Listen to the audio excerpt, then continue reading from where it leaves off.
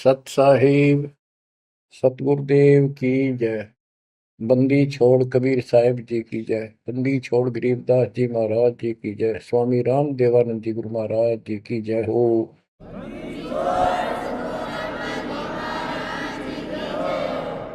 सर्व संतों की जय, सर्व भक्तों की जय, धर्मी पुरुषों की जय।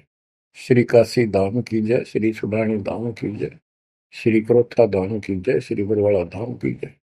सत साहिब बच्चों, परमपिता परमात्मा कबीर जी की असीम रजा से आप परमात्मा की महिमा सुन रहे हो, अमर कथा सुन रहे हो, सत्यनारायण कथा सुन रहे हो। परमात्मा कौन है, कहाँ प्रमाण है, उसका क्या नाम है, परमात्मा की हमको आवश्यकता क्यों है, यह सब जानकारी मूल ज्ञान के अंदर विद्यमान है जो आपको सुनाया जा रहा है। ये सूक्ष्म वेद कहते हैं। ये सूक्ष्म वेद आपको सुनाया जा रहा है। हम हिंदू धर्म में जन्मे तो हिंदू धर्म के मूल शास्त्र हैं वेद और गीता, प्लस में इनके सपोर्ट में श्री 18 पुराण है। तो यहां पर हमने सबसे पहले ये समझना होगा कि वेद और गीता क्या है, पुराण क्या है। वेद गॉड गिवन ज्ञान है, गीता के अंदर भी वही ज्ञान चारों वेदों का सारांश है। इति सिद्धम के ये भी गॉड गिवन है। और पुराण क्या है, जैसा भी ब्रह्मा जी को चारों वेद मिले, क्योंकि परमेश्वर कबीर जी ने, सतपुरुष जी ने सूक्ष्म वेद भेजा था ज्योति निरंजन के अंतःकरण में, इसके कंप्यूटर में ईमेल कर दी थी। इसने उसमें से सतपुरुष की जानकारी कति निकाल दी, कहीं कहीं हिंट छोड़ दिए, वो हटाए नहीं जा सकते थे। वो इसलिए छोड़ दिया कि ये भी गुप्त रहता है, इसने कसम खा रखी है मैं कभी किसी के समक्ष अपने यथार्थ रूप में नहीं आऊंगा। बच्चों, ये कथाएं दास आपको 1994 से सुनाने लगा था। वैसे तो 1994-95 से तो सरेआम सत्संग सुनाता था, उससे पहले 10-20 वक्ताओं बिठा करके भी चर्चा किया करता था। ये सारी कथा परमात्मा कबीर जी ने जो बता रखी थी, गरीबदास जी ने अमर ग्रंथ में बता रखा था, वो सुनाया करता था। यही सृष्टि रचना कैसे हुई, इसने कैसे क्यों कसम खाई, दुर्गा को नीचे भेज दिया, आप गुप्त रहने लग गया, तो ये बात जचा नहीं करती 90% का है कि ये कोई बात है, दंत कथा है तो कहानी बना रखी है।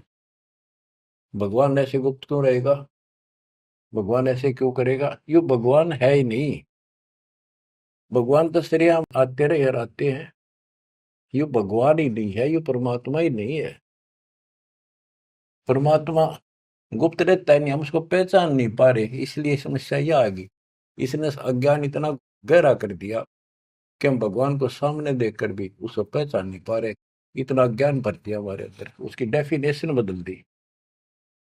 अब जब सृष्टि रचना दास ने अपने शब्दों में लिखी तो प्रमाण दिए सारे, परमात्मा की वाणी को सरल करके लिखा सृष्टि रचना। तो गीता अध्याय 7 श्लोक 24 में और 25 में ये खुद कहता है गीता बोलने वाला कि मैं कभी किसी के समक्ष नहीं आता अपने रूप में, मनुष्य रूप में। मुझे ये श्री कृष्ण रूप में, व्यक्ति रूप में मान रहे, मैं कृष्ण नहीं हूं। मेरा ये अटल संविधान है, अनुत्तम सिद्धांत है कि मैं कभी किसी के समक्ष प्रत्यक्ष प्रकट नहीं होता है, अपनी योग माया से छुपा रहता हूं। जब ये प्रमाण उन भक्तों को दिखाए जो कभी यहां बने थे, कभी डांटे थे, ये कैसे हो सकता है, उनकी आंखें फटी की फटी रहेगी। तेरा गजब हो गयो। 600 साल पहले लिखी वाणी, बोली वाणी आज सारी सत्य होगी। तो बात यहां उलझ गई थी। तो सबसे पहले आपने ये पहचान करनी होगी कि वेद क्या है और पुराण क्या है। पुराण सहयोगी शास्त्र है, वो उनमें कुछ ज्ञान इन ऋषियों का अपना अनुभव ज्यादातर है, कुछ ज्ञान वेद और गीता से संबंधित। जैसे रोच्य ऋषि की कथा एक अध्याय है, उसमें रुचि ऋषि एक साधक था, वेदों को ठीक सा समझा जैसा वो समझ सकता था, और उसमें लिखा था कि परमात्मा प्राप्ति के लिए एक मंत्र है, वो नथिंग एल्स, और कोई देव देव पूजा नहीं करनी, ना कोई दाम पूजने, और मनुष्य जीवन आत्म कल्याण के लिए प्राप्त होता है। वो ज्ञानी आत्मा था, उसने अपना जीवन वेदों अनुसार साधना में समर्पित कर दिया, ना कोई मकान बनाया, जंगल में रहने लग गया, फल फ्रूट खाकर अपना साधना करता। 40 साल की उम्र होगी। उसके चार पूर्वज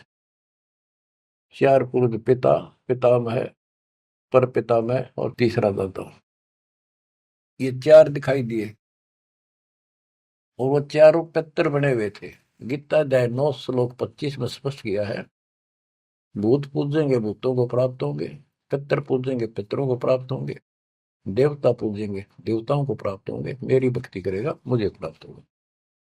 तो उन्होंने पितर पूजे थे, कर्मकांड किए थे, भूत पूजे थे, तो ये चारों भूत बन गए प्रेत। रुचि ऋषि के पूर्वज चारों ऋषि थे, ब्राह्मण थे, वेद पढ़ते थे और साधना वेद के विरुद्ध करते थे। यही तो परमात्मा कबीर जी और उनके बच्चे गरीबदास जी यही तो समझा रहे हैं कि वेद पढ़ने पर वेद न जाने, बाचा पुराण 18, और ये उसे आन उपासना करें, भूल गए सृजनहारा। वो चारों के चारों गीता विरुद्ध, गीता मीन वेद, वेद के विरुद्ध साधना करके पितर बन गए। वो चारों पितर प्रेत दिखाई दिए। उन्होंने कहा कि हे बेटा ऋषि, हे बेटा रुचि, आपने विवाह क्यों नहीं कराया? हम चारों दुख पा रहे हैं, हम भूखे हैं, प्यासे हैं, कष्ट उठा रहे हैं, हम पितर बने हुए हैं, विवाह कराओ, हमारे पिंड भराओ, श्राद्ध निकालो, हमारी कर्म कांड करो ताकि हमें कुछ राहत मिले। रुचि ऋषि वेद के जानने वाले थे, उन्होंने कहा हे पितामहो, वेद में तो कहा है कि ये कर्म कांड, पितृ पूजा, आन उपासना, देव पूजा, ये मूर्खों की साधना है, अविद्या है, आप मुझे क्यों इसमें लगा रहे? वो चारों ऋषि कहते हैं ब्राह्मण के बेटा बिल्कुल सही है, वेद में कर्म कांड को अविद्या ही लिखा है, और बच्चे तू जिस मार्ग पर लगा है ये मोक्ष मार्ग है, और देखो हम दुख पा रहे हैं, हमारा कर्म कांड कर, हमारा छुटकारा करा। फिर बताते हैं पितर ये दे देंगे, पितर ये दे देते, पितर खाक दे देते, आप भूखे मरे। मार्कंडे पुराण से रोच्य ऋषि की उत्पत्ति कथा, ये अध्याय है, चैप्टर है। तो उन पितर, आप तो नरक में पड़े ही थे, वो शास्त्र अनुसार शास्त्रों में वर्णित साधना कर रहा था, रुचि ऋषि को और फंसा लिया अपने जाल में। अब ये मोह भी एक काल का जाल है, मन में आई ते पिताजी दुख पारे, दादाजी दुख पारे, परदादा, तीसरा दादा।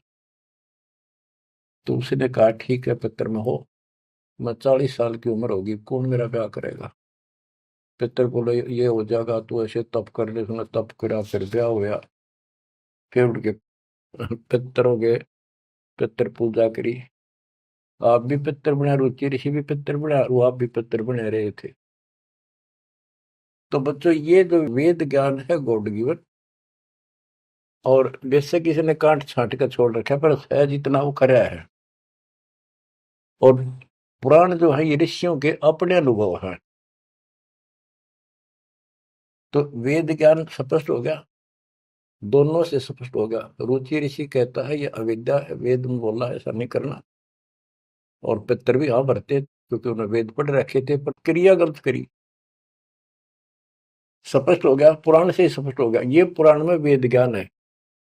इसके अतिरिक्त इस कथा में जो भी है सारी बकवास है, कति नरक में जाने का है।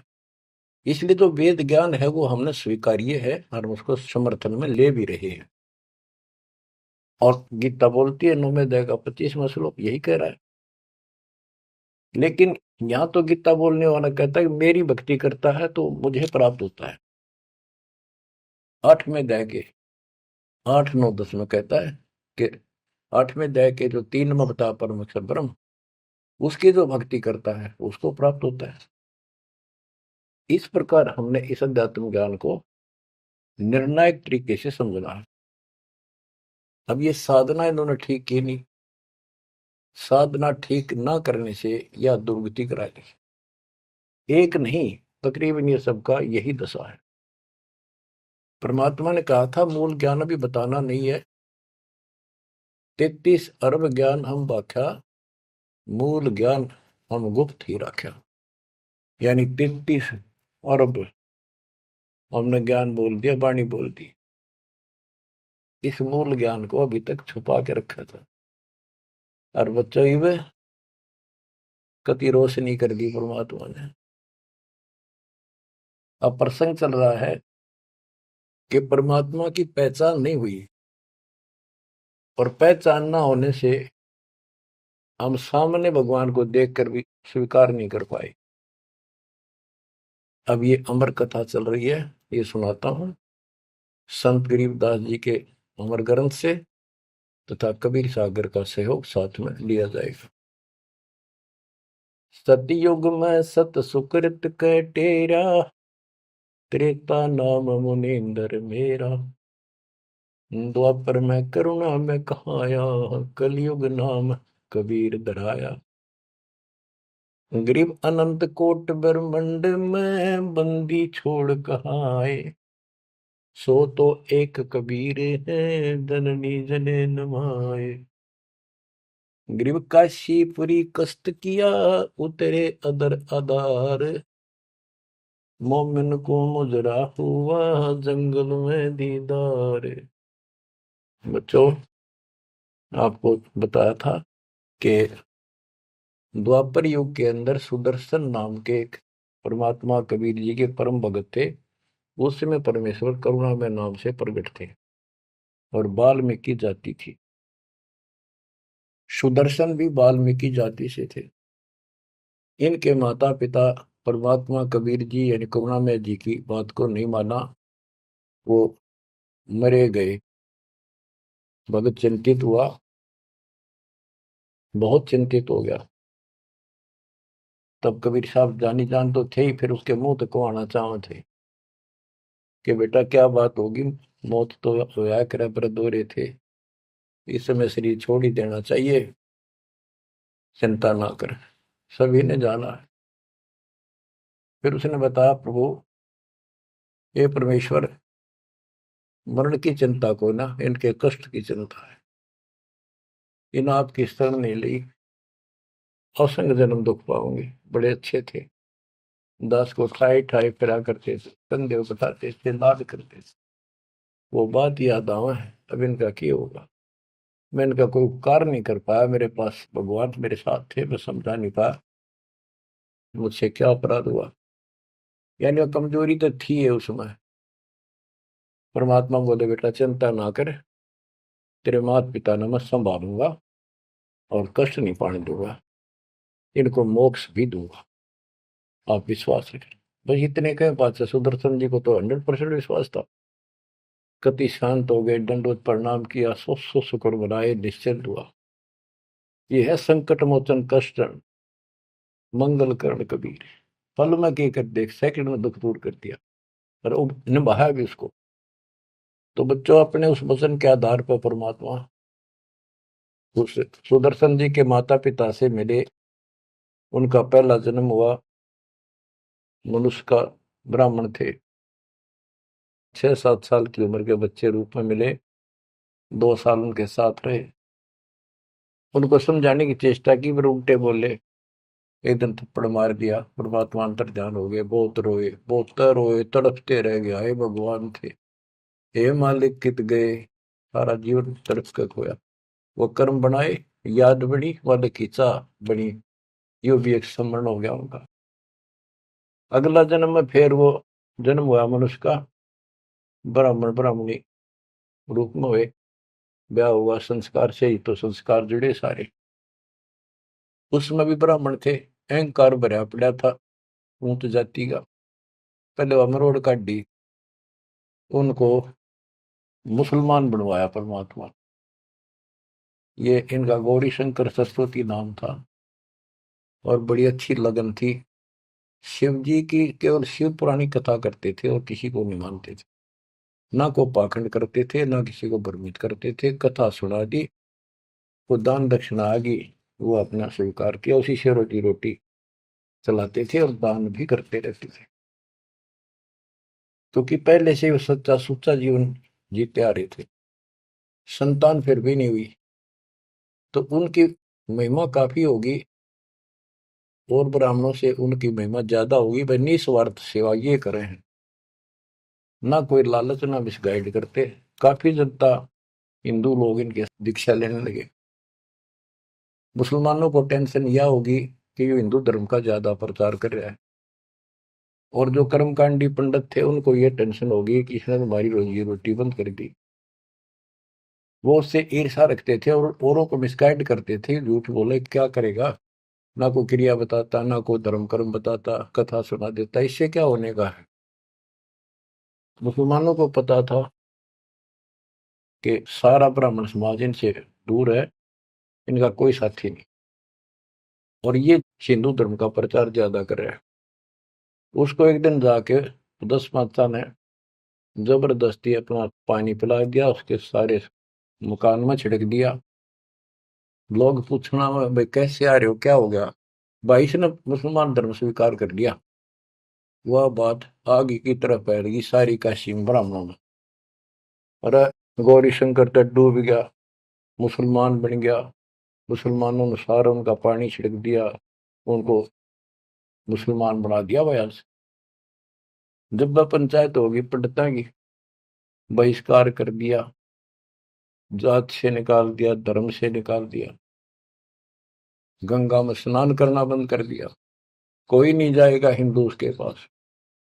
अब रोजी रोटी की समस्या आ गई।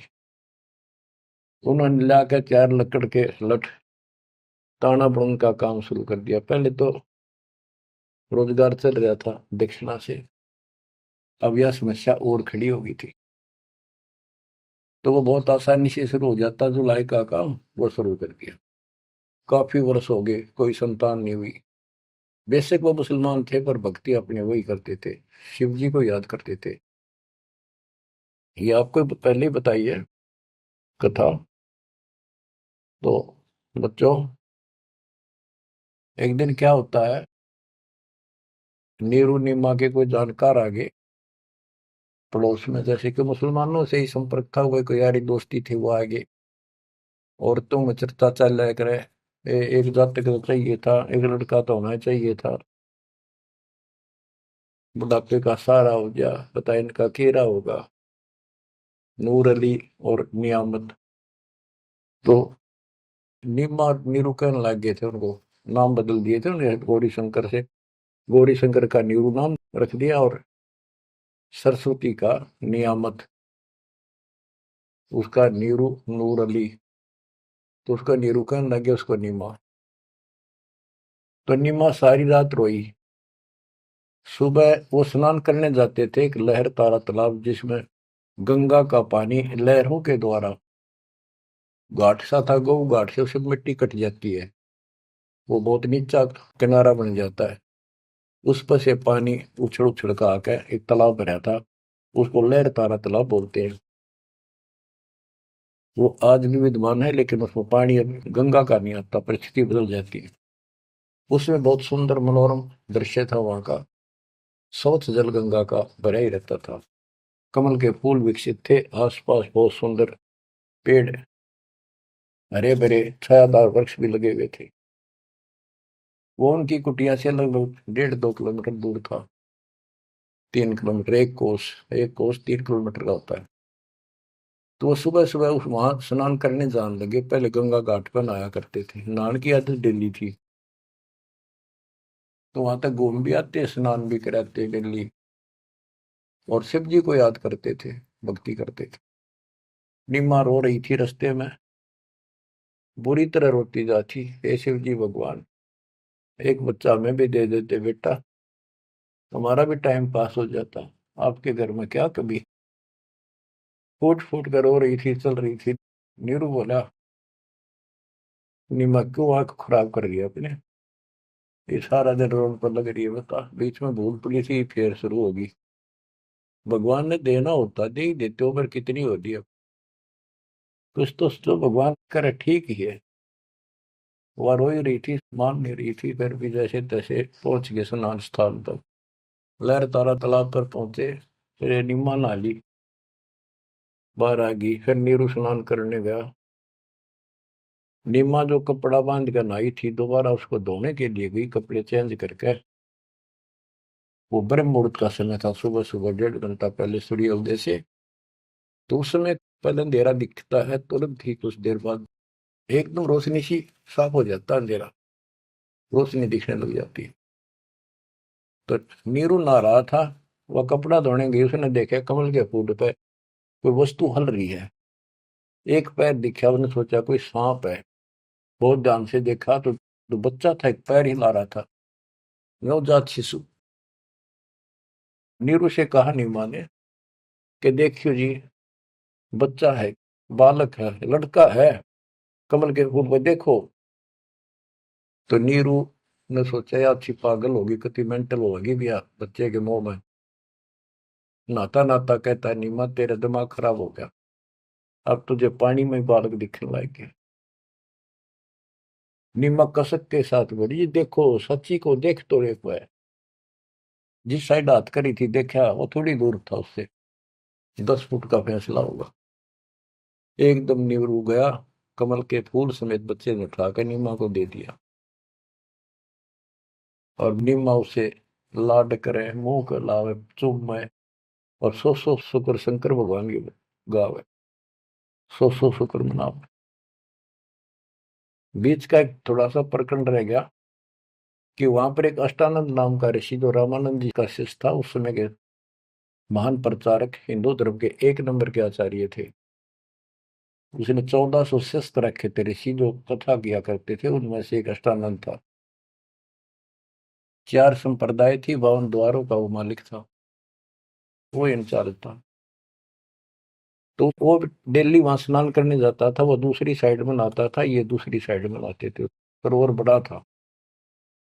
तो वो भी वहां स्नान करके उस प्राकृतिक सौंदर्य और भगवान के एकांत स्थान मान के भगवान की भक्ति करता था, शांति स्थान था।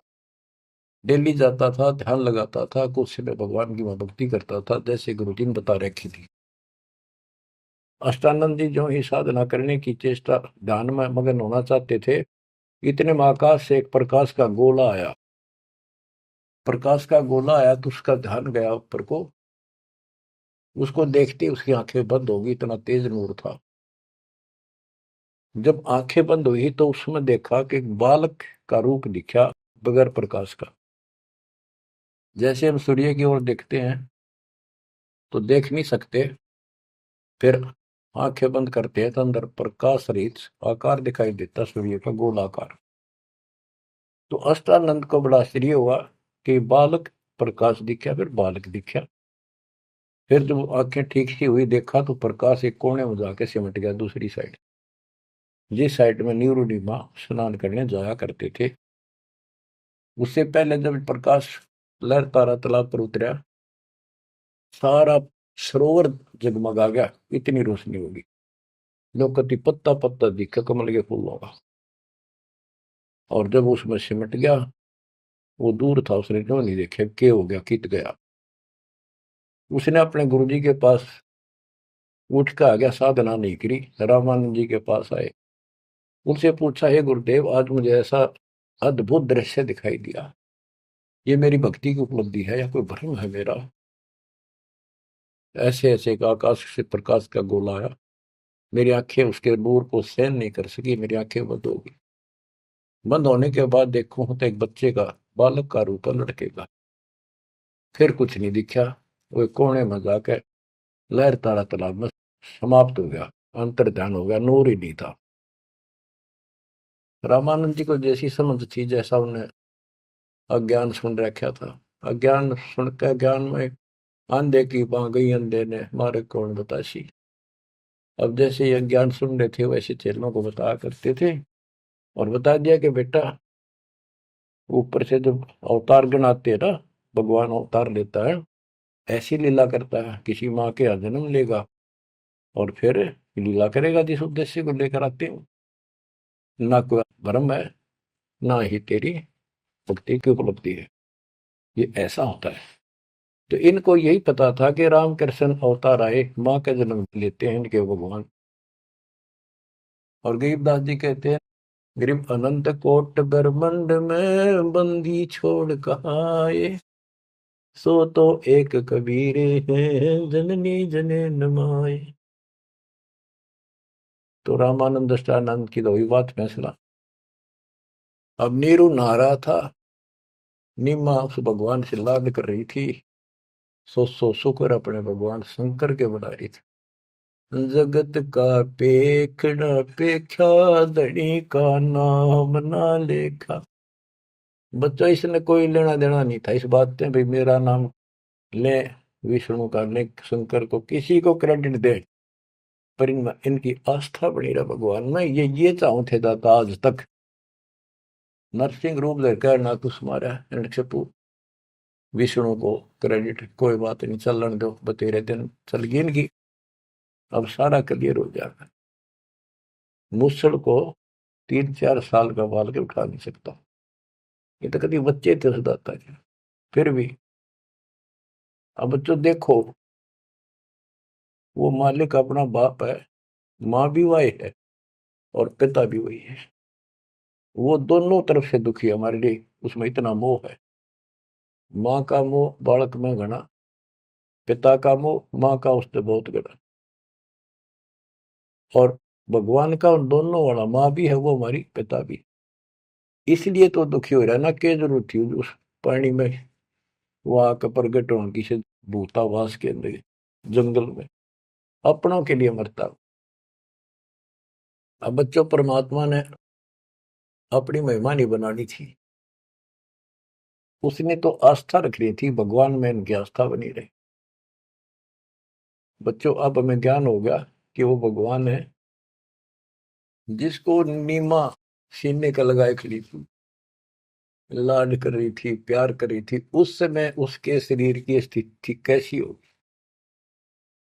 गीता अध्याय 18 श्लोक 62 में कहा है कि उस परमेश्वर की शरण में जा तू, उसकी कृपा से तू परम शांति को और सनातन परम धाम को प्राप्त होगा। वो सुख सागर है और वो असंग ब्रह्मांड का स्वामी। अरे गोदी में कितनी पुण्यात्मा है वो बच्चों, एक हिसाब लगाओ। उस मालिक का नाम लेने से कितनी खुशी होती है, शरीर में अलग से एक लहर दौड़ती है। और वो बहन उसको सीने से लगा रही, मुंह चूमे, लाड करे, कितना मोह हो गया। सो शुक्र है शंकर भगवान, हे भोलेनाथ, बड़ी दया करी। इतने में नीरू स्नान करके आ जाता है। उसको लोक लाज के हिसाब से उसने विचार किया अपने मन में, और वो नीमा के सामने व्यक्त किया कि नीमा, हम इस बच्चे को लेकर घर नहीं चलेंगे, क्योंकि समाज के लोग ये कहेंगे ये किसी का चुरा लाए, ये कहेंगे इसके माता पिता, बताओ वहां छोड़ के आवांगे, हम बतावा कितने, हम कहेंगे कमल के फूल पे, वो मानने नहीं। यह सारी बात उल्टी हो जाएगी। अब तक पहले तो मुसलमान बने, अब इनसे भी निकाल दिया जाएंगे, हमें काशी से निकाल देगा राजा कि तुम बच्चे चुराते करते हो। नीमा बोली, जी कुछ भी कहो, मैं इस बच्चे बिना जी नहीं सकती। पता नहीं इसने कैसे मोहित कर लिया मेरे को। मैं प्राण छोड़ सकती हूँ, मैं देश निकाला ले लूंगी, देश काम छोड़ दूंगी पर बालक नहीं छोड़। निम्मा का अटल फैसला सुन के नीरू को जिंदगी में पहली बार दुख हुआ कि अकती जिद्दी होगी, मैं इसकी सारी मानता हूँ या एक भी नहीं मानती मेरी, और कितना दुख हो जाएगा कि तो जावांगे मेरे दोस्त था, 60 साल की उम्र होगी, कहाँ टूक मांग कर खावांगे, क्या करेंगे, 100 4 लाए इसने। अंत में दुखी होते रोते हुए ने कहा, मैं तेरा एक मारूंगा थप्पड़ ऐसा तो मानती नहीं, पटक इसने नीचे। आज तक मैंने तेरे तेरे हाथ भी नहीं गिरा था, क्योंकि हमारा संतान नहीं थी, मैं चाहता था इसको कष्ट ना हो, पर तू जमा जद्दी होगी। जब उसने हाथ करना चाहा तो परमात्मा बोले गोदी में कि निम्मा, नीरू, मोमिन, तुम्हें कुछ नहीं होगा, मैं तुम्हारे कल्याण के लिए आया हूँ, और मुझे घर ले चलो, कुछ नहीं होगा, कोई कुछ नहीं कहेगा। अब नीरू ये बात नहीं समझ पाया था कि कुछ ना होगा, पर होगा जरूर। उसने सोची वो तो होगा सो होगा, यू मनमान इसमें कोई भूत प्रेत पितर कोई जंत बोल रहा है, यू तो नाड़े मार देगा। वो डर गया, उठा कर अपनी चदरी आगा आगा हो लिया। अब लड़का बच्चा लेकर गए अपने घर, आसपास के अड़ोस पड़ोसी आ गए, लड़का इतना सुंदर है, आज तक देखा नहीं इतना सुंदर बालक, तो इतना चमक, इतना खिला हुआ चेहरा। लोग इकट्ठे हो गए, काशी की औरतें न गीत गाती हमें। वो तो भूल भाल के कितने लहर किसका था, तो उन्होंने बता ही दिया ऐसे ऐसे था, बाकी कोई नहीं पूछा था कि इतना सुंदर बालक, मालिक की कृपा करा के बुद्धि बदल दे। सबका लगाव हो गया नीमा की तरफ, ये तो भगवान आ गए थारी गोदी में। ये तो कोई कह विष्णु जी, कोई कह शंकर भगवान आ गया, कोई कह वरुण देवता भगवान दिखाई दिए, इंद्र देवता, कोई धन का देवता कुबेर बतावे, अपने अपने गुण गावे, अपने अपने हिसाब से परमात्मा को उसकी महिमा बतावे, उसका मूल्यांकन कर रहे थे। और नीमा ने कहा, इसका नजर लगाओगे मेरे बच्चे को, तुम ऐसे ना बोलो कि बालक ना देखे तुमने, पागल हो गए तुम सारे, हाँ हट रोड़ के तो औरतें कहती हैं नीमा बालक तो देखे पर इसे ना देखे। हम बच्चों उस परमात्मा के प्यार में जब बात बंद हो जाती है दास की, जिसको हम खोज रहे वो हमारे साथ रहते हैं, हम इतने निर्भाग इतने कर्महीन उसको आज तक नहीं पहचान पाए। ये हमारा बाप है, ये हमारा भगवान, जिसके लिए हम भटक रहे हैं। मैं रोवे तो सृष्टि को, सृष्टि रोवे मोहे, गरीबदास इसी वियोग को समझ नहीं सकता को। बच्चों ईब समझ में होगा यू, ये अब समझेगा हमारे बीच का जो फैसला था, बीच में जो दीवार थी, अब गति टूट जाएगी, साफ हो जाता। बच्चों हम तो दुखी हैं ही अपने कर्मा कारण, पर उसको और घना तंग कर रखे हमने। अब वो हमारा अपना उसको पता है कि यदि मैंने इनका साथ कति छोड़ दिया तो खा जाएगा काले, इसको सारी कदे नहीं छोड़ रहे तो ये धीरे धीरे हमारे को किसी न किसी कारण बनाकर इस परिस्थिति में लाया आज। अब यू खोल दिए रास्ते सारे, अज्ञान हटा दिया पूर्ण रूप से, अब साफ दिखाई दे है Kabir is God, Kabir is God. करीब अनंत कोटि ब्रह्मंड का एक रति नहीं वार, सतगुरु पुरुष कबीर हैं ये कुल के सिरजनहार। गरीब सब पदवी के मूल हैं, सकल सिद्धि है तीर, दास गरीब सतपुरुष बजो, अविगत कला कबीर। तो वो कबीर कौन, वो भी समझ कर दिया, जो सारी सृष्टि का मालिक है और जिसके पास सब सिद्धियां असंग सिद्धियों उसके पास है। गरीब अम सुल्तानी नानक तारे दादू को उपदेश दिया, जाति जुलाहा भेद न पाया, काशी महे कबीर हुआ। जाति जुला सारा स्पष्ट कर दिया, कति खोल के दर दिया। और आज बच्चों 300 साल पहले ये अमर वाणी बोली थी, आज ये स्पष्ट हो गया आपके सामने गीता और वेद पुराणों से। वेद मेरा भेद है, मैं ना वेदन के माही, जौन वेद से मैं मिलूं वो वेद जानते नहीं। सूक्ष्म वेद के अंदर परमात्मा की महिमा लिखी है। ऋग यजु है श्याम अथर्व, ये चारों वेद चित भंगी रे, सूक्ष्म वेद वाचै साहेब का, सोहन सा सतसंगी रे। आज इस सूक्ष्म वेद से हमें पता चला सत्य का। अब हम सत्य के साथी हो गए, सत्संगी हो गए, हम कबीर साहब के फॉलोअर बन गए। वो सच्चे परमात्मा परम अक्षर ब्रह्म के हम शरण में आगे, उस शरण हमें प्राप्त होगी।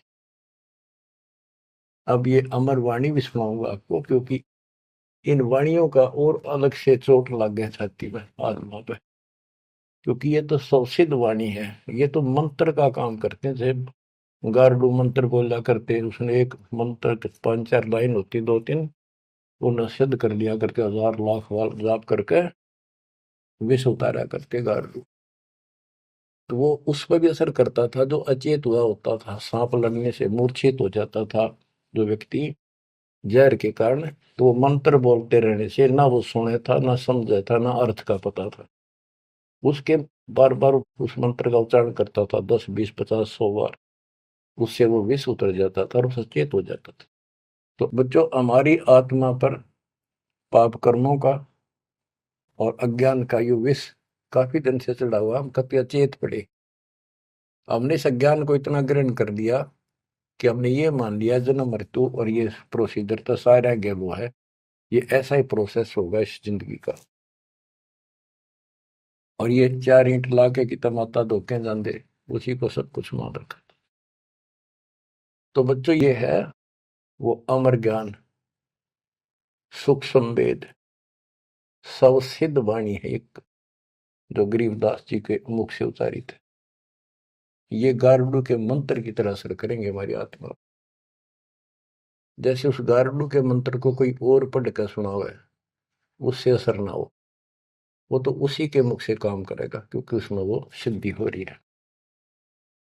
तो संत गरीबदास जी के मुख से उच्चरित वाणी फिर उसका दास अधिकारी है, और दास के मुख से आप सुनोगे वो आपकी आत्मा पर उतना असर करेगी। यानी इससे और अलग से कसक और ताकत आओगी आत्मा में, केवल वाणी के सुनने मात्र से। ज्ञान तो यू है ही, ज्ञान तो मौखिक सुनाई दिया, अब इसको पढ़ कर सुनाऊंगा और अच्छी कसक बनेगी, आत्मा तड़फ उठेगी उस मालिक के लिए। गरीब काशीपुरी कष्ट किया, उतरे अदर अदार, मोमिन को मुजरा हुआ जंगल में दीदार। ग्रीव कोटि किरण शशि भान सुधा, आसन अदर विमान, पर सतपूर्ण ब्रह्म को हूँ, शीतल पिंड हरु प्राण। होय होय। ये जंगल में काशी के अंदर सरोवर पर मोमिन नीरू को मुद्रा हुआ। ग्रीव काशीपुरी कष्ट किया, उतरे अदर अदार, मोमिन नीरू को मुजरा हुआ जंगल में दीदार। मोमिन मुसलमान को कहते हैं, नीरू को मुजरा हुआ परमात्मा के दर्शन में। कैसी सतीथि थी मालिक के उस बालक के, कितना तेज था, कितना नूर था। ग्रीव कोटि किरण शशि भान सुधा, आसन अधर विमान, पर सतपूर्ण ब्रह्म को हूँ, शीतल पेनरु प्राण। कोटि किरण, करोड़ सूर्य, करोड़ चंद्रमा की मिली जुली जो किरण है, पूरा प्रकाश ही नहीं, उनकी किरणों जितना प्रकाश था, ज्यादा नहीं। एक तो सूर्यों जितना प्रकाश हो नहीं, किरण, किरण का प्रकाश सिंपल, यानी तेज बहुत था। और परसत पूर्ण ब्रह्म को शीतल पिंड रूपराण, उस पूर्ण ब्रह्म को जब नीमा ने सीने से लगाया, आत्मा ठंडी होगी, कति ने इतना प्रेम जाग गया। ग्रीव गोद लिया मुख चूम कर, हेम रूप जलकंत, जगर मगर काया करे, दम कह पद्म अनंत। ग्रीव गोद लिया मुख चूम कर, हिम रूप जलकंत, जैसे बर्फ जैसी सफेदी चेहरे पर थी, बर्फ जैसे हिम, स्नो वाइट यानी बर्फ जैसा सफेद चेहरा, और जगर मगर काया करे जगमग, जैसे दमके पद्मानंद। ग्रीव काशी उमटी गुल भया, मोमिन नीरू का घर घेर, कोई कह ब्रह्मा विष्णु है, कोई कह इंद्र कुबेर। ग्रीव कोई कह वरुण धर्मराय है, कोई कोई कहते ईश, 16 कला सुबान गति, कोई कहे जगदीश। ग्रीव भक्ति मुक्ति ले उतरे, मिटन तीनों ताप, मोमिन कह डेरा लिया, कहे कबीरा बाप। क्या कहते हैं? भक्ति और मुक्ति का सच्चा मार्ग लेकर मालिक प्रगट हुए, उतरे, ऊपर से चलकर आए गति करके, जैसे वेद प्रमाण करते कि परमात्मा ऊपर के लोक में रहता है, वहां से गति करके नीचे आता, अच्छी आत्माओं को मिलता है, उनको भक्ति की सच्ची राह बताता है। तो अपने उसी सिद्धांत अनुसार परमेश्वर नीचे प्रकट हुए। गरीब भक्ति मुक्ति ले उतरे, मिटन तीनों ताप, मोमिन के डेरा लिया, कहे कबीरा बाप। अब क्या बताते हैं संत गरीबदास जी के भक्ति मुक्ति ले उतरे, मिटन तीनों ताप, मोमिन के घर एक मुसलमान के आके डेरा लिया, और उस मोमिन नीरू को कबीर जी अब्बा जान यानी पिताजी कहते थे, बाप क्या करते। रद्द विचार करो उस मालिक को क्या पड़ी थी हमारे लिए। वो तो लीला करनी थी क्योंकि अपने बच्चे के वचन भी पूरे करने थे, और हमारे लिए ये ज्ञान भी देना था, एक प्रमाण भी देना था कि इस समय में हम पहचानते, इसी कारण से तो पहचाने जो लीला मालिक कर गए। आज वेदों से प्रमाणित हो गया, परमात्मा ऐसी लीला करता वो है भगवान सही। यो ना कृष्ण की ऐसी लीला वेदों वर्णित, ना श्री राम की, ना विष्णु और ब्रह्मा शंकर जी की, किसी की भी तो नहीं। तो वेद गॉड गिवन है, परमात्मा का सच्चा सिद्धांत है। तो उस सिद्धांत पर खरा कौन उतरता है? अब ये सिद्ध हो गया कबीर भगवान। कौन कबीर? जो काशी में जुल्हा था। अब क्या बताते हैं? गिरिव भक्ति मुक्ति ले उतरे, मिटन तीनों ताप, मोमिन के डेरा लिया, कहे कबीरा बाप। गिरिव दूध न पीवन अनभक, नहीं पलने झूलंत, अदर अमान ध्यान में, कमल कला फूलंत। ना दूध पीवे, ना पानी पीवे, ना कुछ खावे, और मालिक ऐसा दिखे जैसे इसके दिमाग कहीं और ही जा रहा है।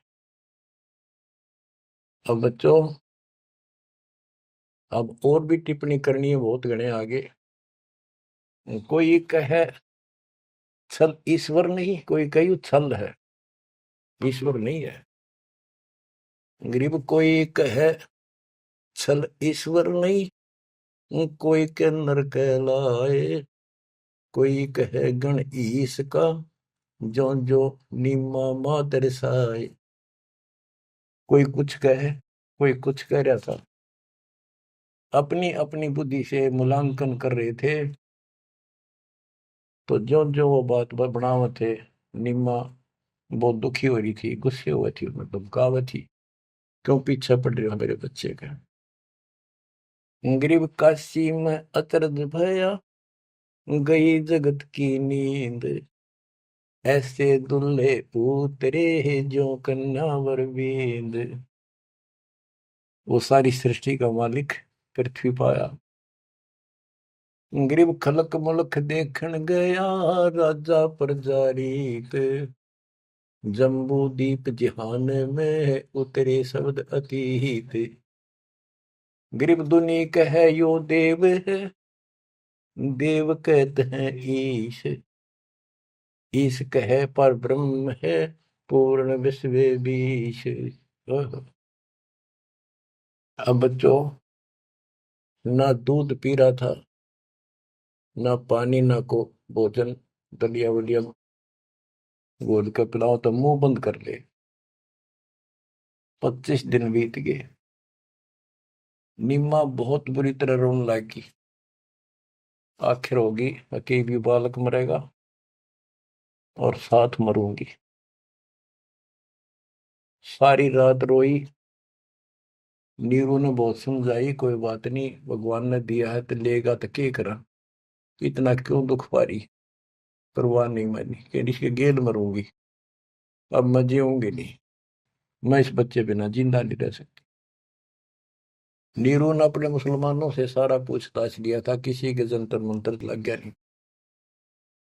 आखिर में उन्होंने सोचा रामानंद जी के पास जाता हूँ, वो बहुत चर्चित हैं, विद्वान है, ब्राह्मण है, कुछ बताओगे जंतर मंतर। उसके पास गया तो उसने सारा बताया कि ऐसे ऐसे हमें जंगल में एक लहरता रहा तालाब में कमल के फूल पे एक बालक मिला 20-25 दिन पहले। ए ब्राह्मण जी, वो बालक कुछ खाता पीता नहीं, कुछ दया करो, कोई बताओ, विधि बताओ तो जो हम करें, हमारा बच्चा जीवित रहे, कुछ खावे पीवे।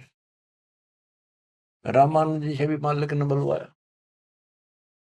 रामानंद जी बोले, तुम्हारा बच्चा कोई सच्चा सुच्चा ब्राह्मण पैदा हुआ है, और ये कोई कुंवारी गाय दूध लाओ, कुंवारी बछिया ले आओ, एक बछिया जिसके साथ बैर ना लग गया हो, और वो अपने आप दूध देगी, उस बच्चे के पास खड़ी कर दियो।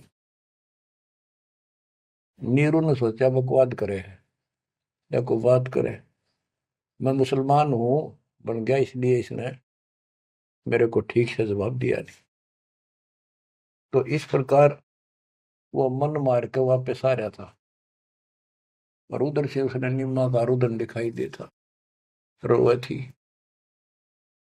उधर से उसकी पुकार सुनकर परमात्मा की कृपा से, क्योंकि वो शिव जी को याद कर रो रही थी, हे भगवान शिव जी, आपने ऐसा अनमोल बालक दिया, हे परमात्मा इसका अच्छा ना देते, अब ये मरेगा, साथ मैं मरूंगी।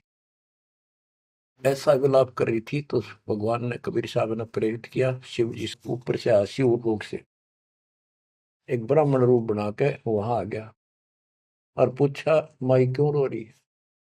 एक साधु रूप बना के आ गया। तो माई रोती रोती बोली कि हे ऋषि जी, हे ब्राह्मण, हे साधु, मेरा दुख बहुत लंबा चौड़ा है, मेरी ना सुनोगा था आप भी रोओगे। नो कह के फिर रोने लगी, बुरी तरह रोती रही। भगवान शिव जी बोले, माई ऐसे कहते हैं, अपना दुख दूसरे के साथ जा कर देना तो हल्का हो जाया करे, बता दो कुछ तो, मैं भी कुछ जानू हूं, बता दूंगा। तो उसने बताया कि ऐसे ऐसे में भगवान शिव जी ने हमारे को बच्चा दिया, कमल के फूल पर पाया, आज यूं ना खाता पीता 25वां दिन हो गया और मरेगा।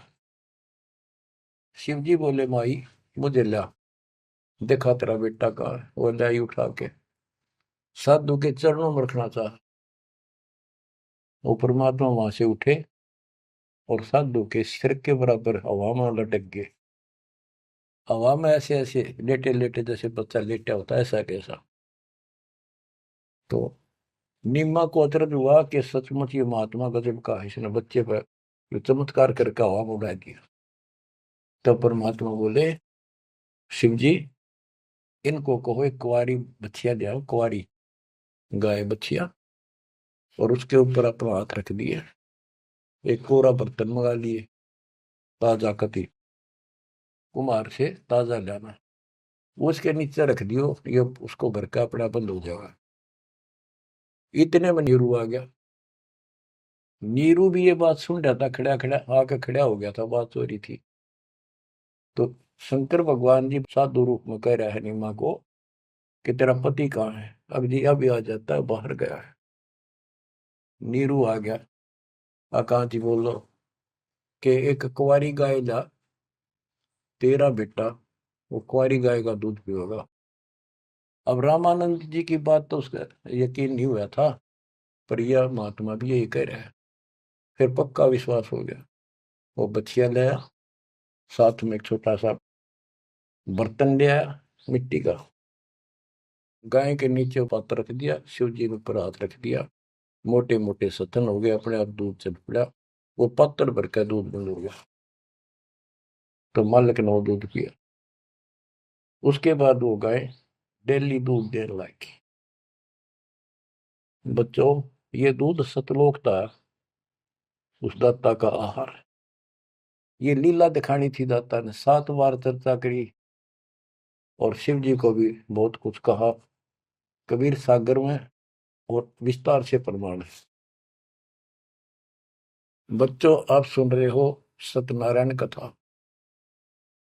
ग्रीव शिव उतरे शिवपुरी से, अवगत बदन विनोद, मैं के कमल खुशी बहे, लिया ईस को गोद। ग्रीव नजर नजर से मिल गई, किया ईस प्रणाम, धन नीरू मोमन धन माँ, धन का शेनी काम। ग्रीव 7 बार चर्चा करी, बोले बालक बहन, शिव को कर मस्तक धैर्या, ला मोमन एक धैन। ग्रीव अनब्यावर को दूहत है, दूध दिया तत्काल, पीवे बालक ब्रह्म गति, ता शिव भय दयाल। बच्चों, कबीर सागर के अंदर ज्ञान सागर एक अध्याय है, उसके प्रश्न नंबर 74 पर इस प्रकार वर्णन है। सुत काशी को ले चले, लोग देखन तात आए, अन पानी बख्शे नहीं, जुल्ला सोप जनाए। तब जुल्हा मन कीन दीवाना, रामानंद सो कहा उत्पाना। मैं सुत पायो बढ़ा गुणवंता, और कारण कौन बखे नहीं संता। रामानंद ध्यान तब दारा, दुल्ला से तब वचन उचारे। पूर्व जन्म ते ब्राह्मण जाति, हरि की सेवा की निबली बाती। कुछ सेवा तुम हरि की चूका, ताते भयो दुल्हा का रूपा। प्रीति पर भूखे तो मान लीना, ताते दान में सुत तो है दीना। रामानंद जी बताते हैं, जब रामानंद जी को जाके कहा नीरू ने कि महात्मा जी ऐसे ऐसे मुझे लड़का मिला जंगल में, और वो खाता पीता कुछ नहीं, कारण बताओ। तो रामानंद बोले पहले तुम ब्राह्मण जाति में थे, भक्ति बहुत करते थे, लेकिन भगवान की कोई भक्ति में कोई गलती बन गई, जिस कारण से तुम इब्दुल्लाह के रूप में जन्मे हो, और परमात्मा ने तेरी फिर भी पुकार सुन ली, इसलिए जंगल में तेरे को पुत्र दे दिया। नीरू ने कहा कि हे प्रभु, दस कीनो तस पायो, आरत हो तो दर्शन आयो, सो कही उपाय गुसाई, बालक अक्षु दावंत कुछ खाई। कि मन दिशा करी उसी भर ली, मेरे भी तक कर्म फूट के, मैं जैसा भी हूँ ठीक हूँ, आरत संकट में तेरे पास आया, कुछ दया करो जिसते हुए बालक कुछ खा ले। रामानंद युक्ति उचारा, तब सुत कोई ज्ञानी अवतारा। बच्चिया जाही बैल नहीं लागा, सो लाई ठाड़ क्रोते जागा। एक बच्चिया लाओ जिसका बैल न लग गया हो, और ऐसा ही किया गया। तो उन्होंने दूध पिया, बच्चिया लाएगी, वो आपने छोड़ दिया। तो बच्चों, सब तरह से प्रमाण दिया जाएगा। अब नंबर आता है, ये तो सुख संवेद कबीर वाणी, गरीबदास जी की वाणी। ऋग्वेद मंडल नंबर 9, सूक्त नंबर 1, मंत्र नंबर 9 में क्या लिखा है उस परम पिता के बारे में। अब ये सुना दो एक लाइन, तुम्हारे को कति भरम दूर हो जाएगा। मूल पाठ में ऐसे लिखा संस्कृत में, अभि इमं अधन्य उत सिलंती धेन्व शिशुम सोमम इंद्राय पातवे। पूर्ण परमात्मा जब बालक रूप में प्रकट होता है, इसका ये अर्थ है उनके परवरिश की लीला अधन्य, बिना दनाई, अभी यानी पूर्ण रूप से कवारी गायों के द्वारा होती है। ये लक्षण है वेद में। वेद मेरा भेद है, मैं ना वेदन के माही, जोन वेद से मैं मेरे वो भेद जानते हैं। बच्चों, आज इतना ही, अमर कथा जारी रहेगी। परमात्मा आपको मोक्ष दे, आपको चरणों से दूर ना करे, दास की यही पुकार है। सत साहिब।